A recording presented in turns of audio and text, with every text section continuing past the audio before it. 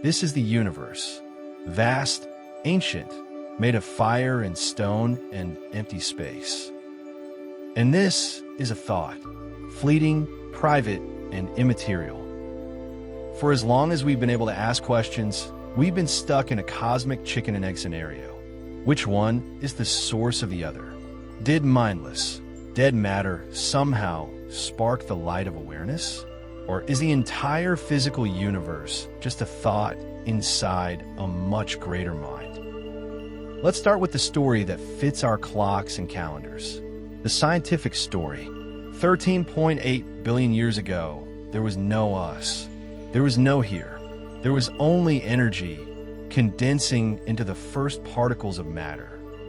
For ages, this matter was just following rules: gravity, pressure, fusion, rocks orbiting rocks, fire burning in the dark.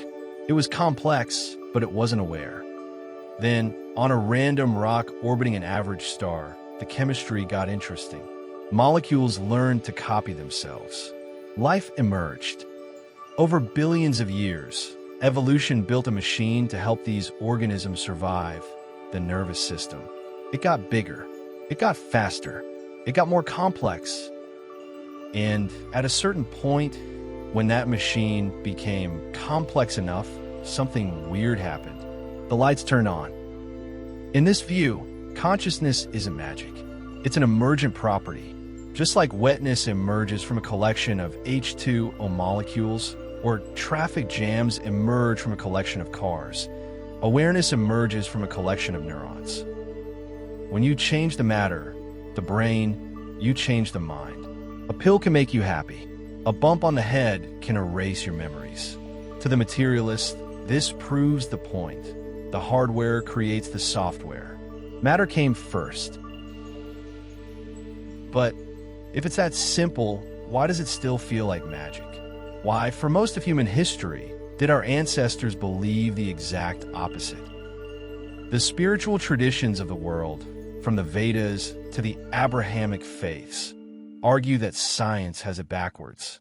They say that the material world isn't the source of consciousness. It's a product of it. In this story, there was no before consciousness. It is eternal. It is the ground of all being. Call it God. Call it Brahman. Call it the source. Your brain, then, is not a generator. It's a receiver. Like a radio picks up a signal that already exists, your brain tunes into the universal consciousness that pervades everything. If you destroy the radio, the music stops playing in your house. But does the music cease to exist everywhere? No, it continues without the device. This is the promise of the spiritual view, that when your body dies, your consciousness simply returns to the source. The mind was always there. Matter is just a visitor. So who is right? Is consciousness an illusion created by meat computers? Or is the universe an illusion created by cosmic mind? Modern philosophy has a name for why we can't solve this fight. It's called the hard problem of consciousness. Science is incredible at explaining the easy problems, how the brain processes information, how it reacts to stimuli, how it stores memories. We can map that. But there is one thing science cannot explain. Why does any of it feel like something? Why is there a vibe to the color red? Why does pain hurt? Why does loss feel heavy? Why does the universe have an inside experience? We can measure the input, light waves, and the output, brain activity. But the experience itself, the redness of red, remains locked inside. Science can't prove that the person next to you experiences red the same way you do. It can't measure you. And that gap, the gap between the physical process and the private experience, is where the mystery lives. It leaves the door open for both possibilities.